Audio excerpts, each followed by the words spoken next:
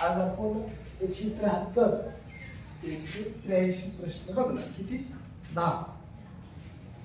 पहिला प्रश्न आहे की हेर खात्याचे प्रमुख कोण होते?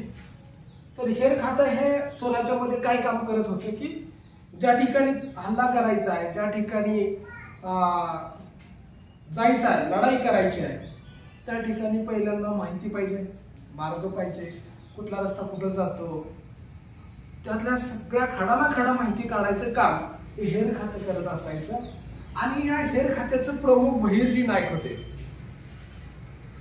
इतिहास असा सांगतो की बहिर्जी नाईक आणि शिवराय कुणालाच माहित नव्हते. जर का स्वराज्याच्या मीटिंग मध्ये बहिर्जी नाईक येऊन बसले तर तिथल्या असणाऱ्या माणसांना पण माहित नसायचे की हे बहिर्जी नाईक आहे. तिथल्या माणसांना सुद्धा माहित नसायचे की हे बहिर्जी नाईक आहे.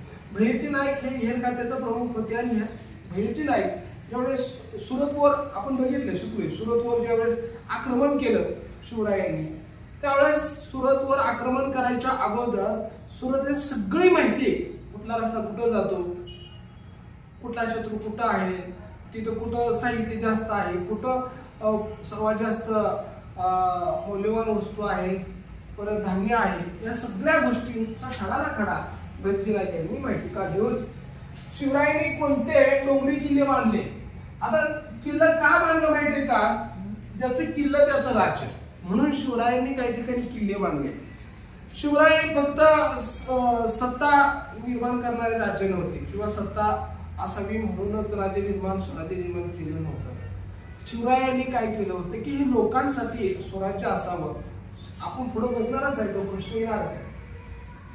शिवरायांनी डोंगरी किल्ले बांधले, त्याच्यामध्ये राजगड आहे, प्रतापगड आहे आणि पावनगड आहे. कोणकोणते गड आहेत? राजगड, प्रतापगड आणि पावनगड हे शिवरायांनी स्वतः हे डोंगरी किल्ले बांधले.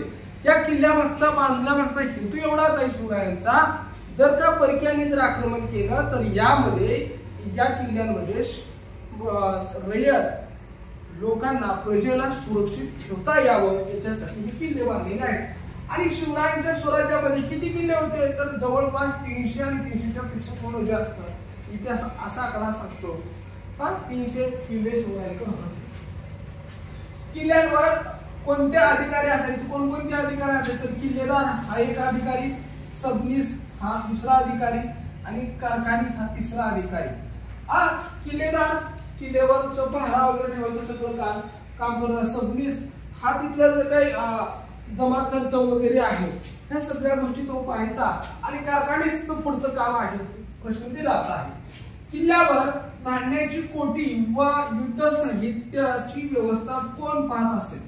किल्ल्यावर असणारे जे धान्य आहे, त्या धान्याची जी कोठी आहे, भंडार आहे, परत त्या युद्धाच्या साहित्याची पाहणी कोण करत असायचं? तर त्या अधिकाऱ्याचं नाव आहे कारखानीस. कुठला अधिकारी? कारखानीस नाव आहे. परत शिवरायांच्या आरमारात किती जहाजं होती? तर आणि दुसरा प्रश्न त्यात विचारलाय, लढाऊ जहाजे किती होती? तर 400 जहाजं होती. किती जहाजं होती? 400 जहाजं शिवरायांच्या स्वराज्यामध्ये होती. आणि त्याच्यातील लढाऊ जहाज गुलाब हे पहिलं, गलबत दुसरा, पाल तिसरा, ही 3 लढाऊ जहाजं होती. किती जहाजं होती? 400 ते 300. किती जहाजं आहेत ती? 400 जहाजं आहेत ती. आणि त्याच्यापैकी 3 जहाजं लढाऊ आहेत, गुलाब, गलबत, पाल. ही जहाजांची नाव आहेत, गुलाब, गलबत, पाल. त्याच्यावर 100% प्रश्न येतो या जहाजांवरती.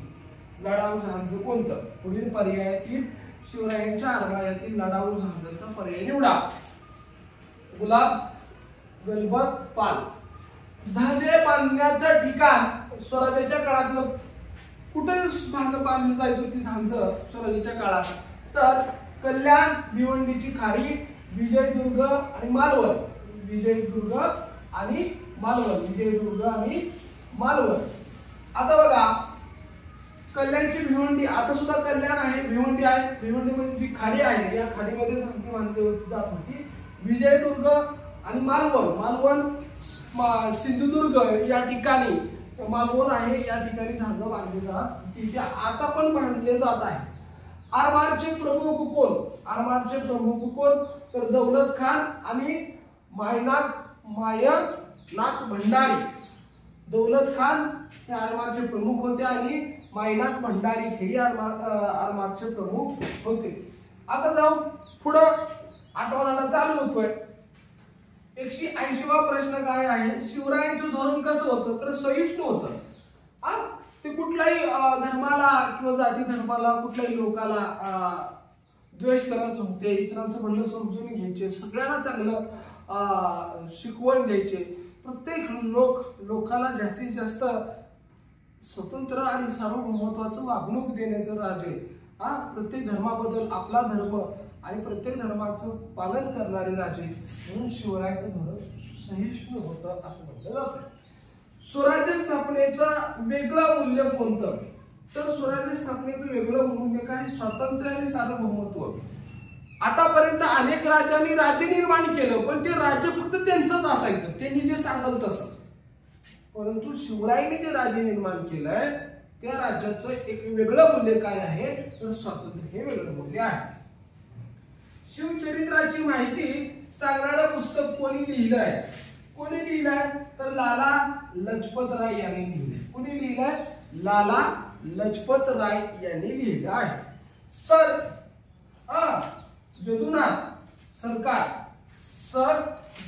सरकार यांचा कोणता ग्रंथ शिवाजी महाराजांवर आधारित आहे? कोणता ग्रंथ? Shivaji and his time. Shivaji and his time असा हा ग्रंथ आधारित आहे. कळतंय का?